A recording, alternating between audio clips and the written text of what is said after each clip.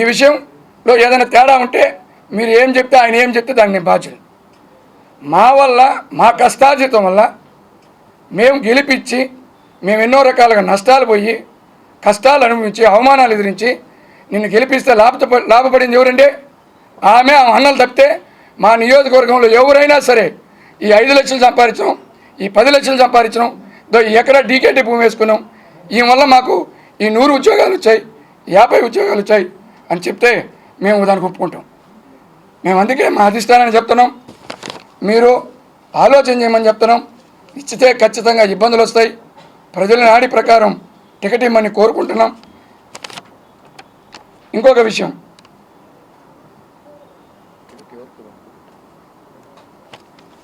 Ticket ఆమె కాకుండా ఎవరికి ఇచ్చినా గెలిచే వ్యక్తికి ఇచ్చే మేము ఖచ్చితంగా పనిచేస్తాం.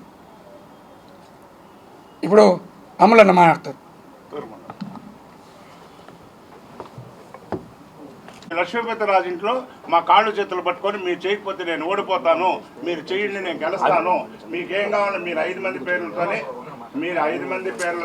మీరు 5 మంది అన్నదమ్ముళ్ళు, మీ 5 మందితో ఏ పని కావాలన్నా ఆ మండలంలో మీ ఇష్ట ప్రకారమే జరుగుతుంది అని చెప్పిందా లేదని ఈరోజు కాణిపాకం వచ్చి సత్యం చేయమనండి. చేతులు పట్టుకున్నారు. చేసినప్పటి నుంచి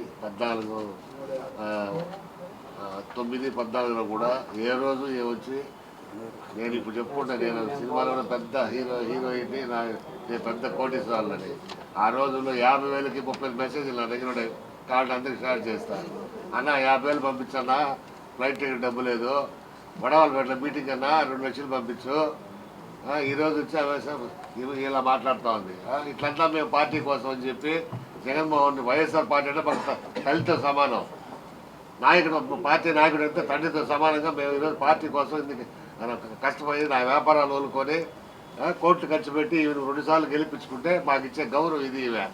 ఈమెకు మళ్ళా సీట్ ఇస్తే హైకమాండ్ వాళ్ళు ఇస్తే ఇచ్చుకోండి, మేమైతే పనిచేయము, ఖచ్చితంగా ఓడిస్తామని చెప్తున్నాం. మాకంటే పార్టీ కావాలా, పార్టీ ముఖ్యం మాకు. కాబట్టి మీరు దయచేసి సీట్ ఇవ్వద్దని చెప్తున్నాం.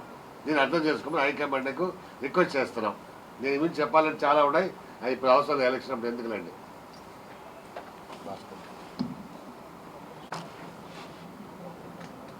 ఎలక్ట్రానిక్ మీడియా వారికి అందరికి కూడా నా ధన్యవాదాలు తెలియజేసుకుంటున్నాము. నేను వైఎస్ఆర్ కాంగ్రెస్ పార్టీ బీసీసీఎల్ సెక్రటరీగా, స్టేట్ సెక్రటరీగా ఉన్నాను. నాకు ఇప్పుడు ఈ ప్రశ్నకు రావడం కారణం ఏంటంటే, నిన్న సలుమణి గారు మాట్లాడినారు, మా వల్లనే పదవి వచ్చింది, మేము అందరినీ లీడర్లు చేసినాం, మేము అందరినీ బాగా చూసుకున్నాం అని మాట్లాడుతున్నారు. అయితే వాడి గమనించిన విషయం, ఆమె 2019లో గెలవడానికి కానీ 2014లో గెలవడానికి కానీ మేమందరం కూడా మన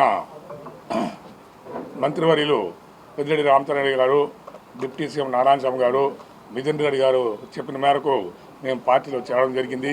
పార్టీలు చేరిన రోజే ఆ పొద్దే నామినేషన్ కూడా నేను పుత్తూరు మున్సిపాలిటీకి కూడా వేయడం జరిగింది. దాంట్లో కూడా నేను సీట్లో ఓడిపోయినా ఆమెను గెలిపించేదానికి ఎల్లవేళలు కృషి చేసి ఆమెను మేము గెలిపించడం జరిగింది. గెలిపించిన తర్వాత కూడా ఆమె మా మీద ఎన్నడూ కానీ ఏదో ఒక ఇది చెప్తూ ఉంటుందే కానీ వీళ్ళు అది చేసినారు ఇది చేసినారు చెప్తారు కానీ మంచిగా ఇప్పుడు చెప్పింది లేదు. అలాగే 2 సార్లు ఆమె పుత్తూరు నగిరి కాన్స్టిట్యున్సీలో చెంగాడి గారి మీద, ఇక్కడ చంద్రగిరిలో ఒకసారి తెలుగుదేశంలో కూడా ఓడిపోయడం జరిగింది.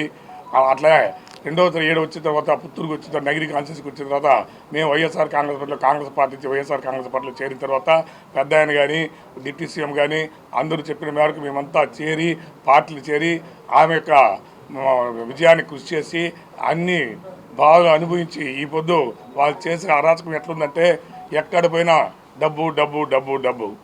మీరు ఒకవేళ మనం సబ్ స్టేషన్కి పోయినా 5 లక్షలు కావాలి, 3 లక్షలు కావాలి, 2 లక్షలు కావాలంటారు. అందువల్ల మేమంతా ఎమడ లేకుండా బయట వచ్చేది జరిగింది.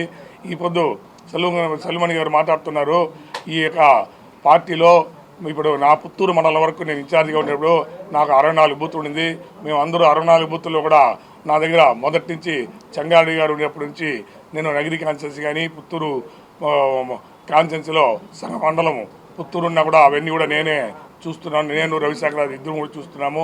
ఆ పొద్దు నుంచి ఈ పొద్దు వరకు కూడా అన్ని బూతుల్లో మనుషులు కూడా మేము వాళ్ళకి పరిచయం చేసి అందరూ ఆయన చెప్పినాడు మమ్మల్ని పిలిచి కూర్చోబెట్టుకుని వాళ్ళకి డబ్బు ఇచ్చి పంపించినారు. అందువల్ల మాకు ఎవరు తెలియలేదు. ఈ పొద్దు చూడండి మాకు అందరూ ముందరనే కనిపిస్తూ ఉన్నారని మాట్లాడతారు.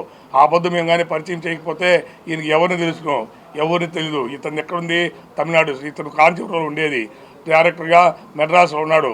వీళ్ళు అప్పుల్లో కూరకపోయి ఉంటే ఈరోజు వచ్చి పుత్తూరు నగిరి కాన్స్టిట్యున్సీకి వచ్చిన తర్వాత ఆమె ఎమ్మెల్యే మంత్రి అయిన తర్వాత రెండోసారి ఈ పొద్దు ఎక్కడో మొత్తం సంపాదించుకొని ఈ పొద్దు మమ్మల్ని అంతా ఎక్కువ ఇబ్బంది పెడుతున్నారు.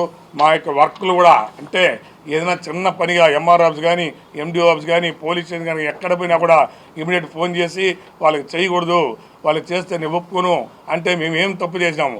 వైఎస్ఆర్ కాంగ్రెస్ పార్టీకి పనిచేసినాము, ఆమె గెలవడానికి కృషి చేసినాము. ఆమెకి పేరే ఐరన్ లెగ్ని పెడితే మేము గోల్డెన్ లెగ్గా మార్చడం జరిగింది. నేను మున్సిపాలిటీలో నిలిచేటప్పుడు కూడా నేను ఊరికి ఏం నిలవలేదు. దాదాపుగా 10,000 మందితో పెద్ద ఆయన సమక్షంలో మనం పెద్ద ఆయన సమక్షంలో 10,000 మందితో మేము చేరడం జరిగింది. ఎందుకంటే చేరడం జరిగింది ఒకరిద్దరితో కాదు. ఈ 64 బూత్తుల్లో పేర్లు తెలియదు, వాళ్ళ ఊరు తెలుసు. సుల్లుమణికి కానీ ఆమెకు కానీ వాళ్ళ అన్నదమ్ములకు కానీ రావడమే వాళ్ళ అన్నదమ్ములు. వీళ్ళు 5 మంది ఉంటే 5 మంది మనల్ని ₹1 కూడా సంపాదించుకున్నారు. మనం ఇప్పుడే అప్పుల్లో ఉన్నాము కాబట్టి మనం ఇలా చేసుకుంటే మంచిదని మమ్మల్ని 5 మందిని దూరం పెట్టడం జరిగింది. అందులో మేము 5 మంది కూడా దూరంగా చేయడం జరిగింది.